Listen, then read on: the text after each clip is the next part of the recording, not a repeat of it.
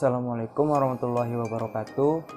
Nama saya Ahmad Rifa Rinaldi, NPM 1851020269 dari Prodi Perbankan Syariah, kelas C, semester 5. Izin menjelaskan materi terkait dari produk bank syariah guna memenuhi tugas operasional bank syariah dengan dosen pengampu Ahmad Haja Syarif. Langsung saja, sedikit saya akan menjelaskan tentang kodifikasi akad dan produk bank syariah. Langsung saja. Yang pertama di sini saya akan menjelaskan pengertian akad. Akad menurut bahasa artinya ikatan atau persetujuan. Sedangkan menurut istilah, akad adalah transaksi atau kesepakatan antara seseorang yang menyerahkan dengan orang lain yang menerima untuk pelaksanaan suatu perbuatan. Contohnya, akad jual beli, akad sewa menyewa, akad pernikahan. Dasar hukum yang dilakukan akad adalah, hai orang-orang yang beriman, penuhilah akad-akad itu. Quran Surat Al-Maidah ayat 1. Berdasarkan ayat tersebut, dapat dipahami bahwa melakukan isi perjanjian atau akad itu hukumnya wajib. Menurut Misbahuddin, dalam bukunya yang dikutip dari buku Sabri Samin menjelaskan bahwa akad dapat dilakukan dengan cara lisan maupun tulisan. Yang terpenting adalah ijab dan qabulnya yang jelas. Pasti dapat dipahami oleh kedua belah pihak yang mengadakan perikatan atau perjanjian. Akad adalah perjanjian yang tertulis yang memuat ijab atau penawaran dan qabul atau penerimaan. Istilahnya akad dapat disamakan dengan istilah ikatan dalam kedua belah pihak. Sedangkan istilah perjanjian dapat disamakan dengan istilah perjanjian. Yang kedua, ada macam-macam akad. Akad dibagi menjadi beberapa jenis yang setiap jenisnya sangat bergantung pada sudut pandangnya. Jenis akad tersebut adalah: yang pertama, berdasarkan pemenuhan syarat dan rukun, seperti sah atau tidak sahnya suatu akad. Yang kedua, berdasarkan apakah syarat telah memberi nama atau belum, seperti contoh akad yang telah dinamai syarat, seperti jual beli, hibah, gadai, dan lain-lain. Sedangkan akad yang belum dinamai syarat tetapi disesuaikan dengan perkembangan zaman. Yang ketiga, berdasarkan barang diserahkan atau tidak, dibaca zatnya, baik berupa benda yang berwujud atau al-ain maupun tidak berwujud atau al-ain. Dalam transaksi lembaga keuangan syariah dibagi dalam beberapa bagian, yaitu yang pertama, tabungan atau penghimpunan dana. Di sini ada beberapa contoh, yaitu yang pertama, wadiah artinya titipan. Dalam terminologi artinya menitipkan barang kepada orang lain tanpa ada upah. Jika bank meminta imbalan atau ujroh masyarakat upah, maka akad berubah menjadi ijarah. Pada bank syariah seperti giro berdasarkan prinsip wadiah. Yang kedua, ada mudharabah, adalah kerjasama antara dua belah pihak di mana suatu sebagai penyandang dana atau syahid al-mal dan yang kedua sebagai pengusaha mudharib. Sementara keuntungan dibagi bersama sesuai nisbah yang disepakati dan kerugian finansial yang ditanggung pihak penyandang dana. Dalam bank syariah seperti tabungan maupun deposito berdasarkan prinsip mudharabah. Yang kedua, berbasis jual beli atau al-bai seperti murabahan, salam, dan istisna. Di sini ada beberapa contoh. Yang pertama, murabahah adalah jual beli barang pada harga asal tambahan, keuntungan yang disepakati. Yang kedua, ada salam, adalah pembelian barang yang diserahkan di kemudian hari, sementara pembayarannya dilakukan di muka.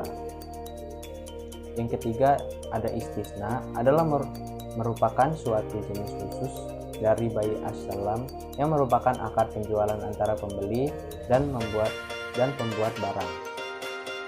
Dalam akad ini, pembuat barang menerima pesanan dari pembeli. Pembuat barang lalu berusaha melalui orang lain untuk membuat atau membeli barang menurut spesifikasi yang telah disepakati.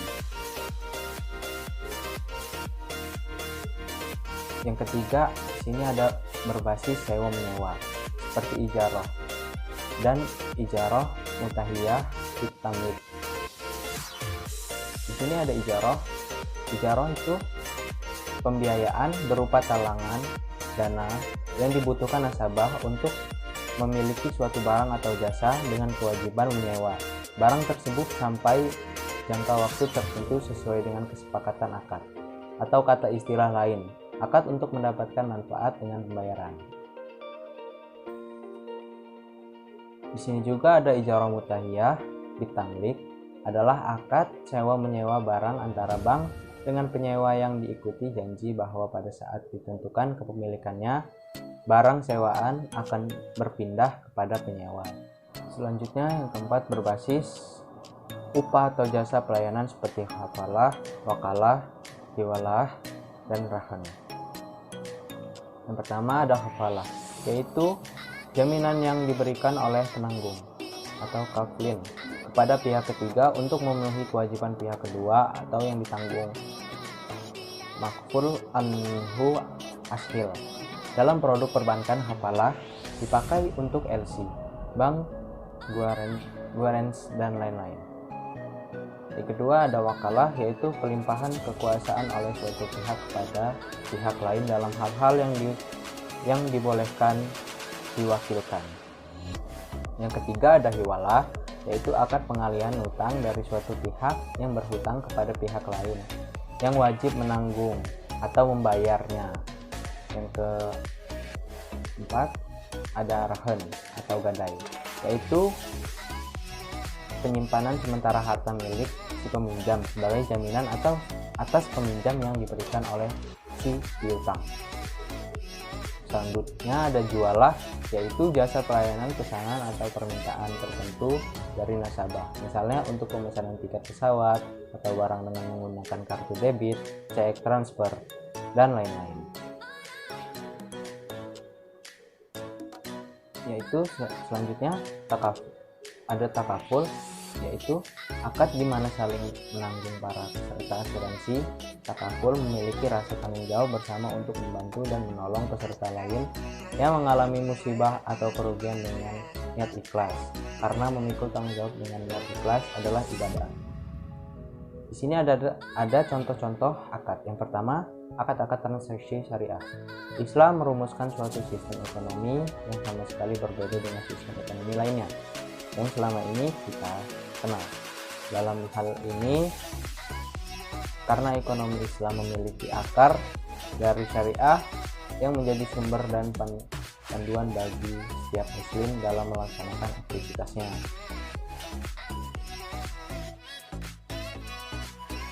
Contoh yang pertama, di sini ada wadiah.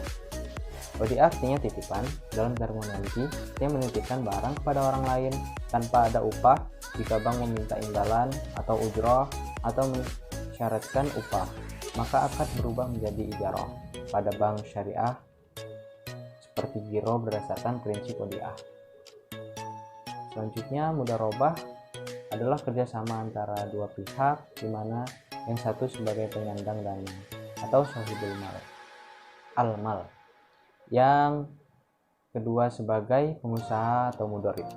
Sementara keuntungan dibagi bersama sesuai nisbah yang disepakati dan kerugian finansial ditanggung pihak penyandang dana. Yang kedua, ada perbankan syariah, tabungan baik tabungan biasa maupun tabungan berjangka waktu, seperti tabungan haji dan kurban. Produk penghimpunan dana ini didasarkan kepada fatwa Dewan Syariah Nasional.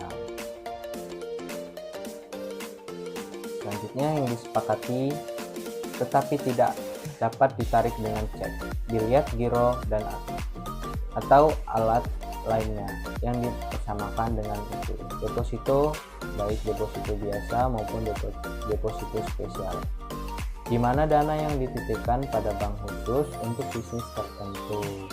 Yang keempat, pembiayaan syariah dan pegadaian syariah.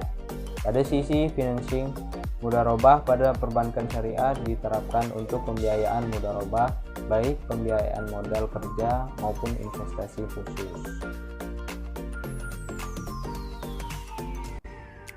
Selanjutnya, jaminan ini tidak dapat dicairkan apabila mudarib terbukti melakukan pelanggaran terhadap hal-hal yang telah disepakati bersama dalam akad.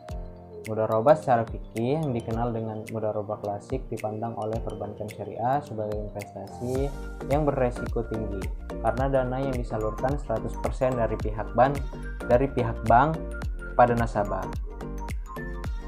Mudharabah seperti ini sulit diterapkan bank syariah kepada nasabah secara individu. Oleh karena itu, bank syariah lebih cenderung menyalurkan dananya kepada lembaga keuangan mikro seperti koperasi.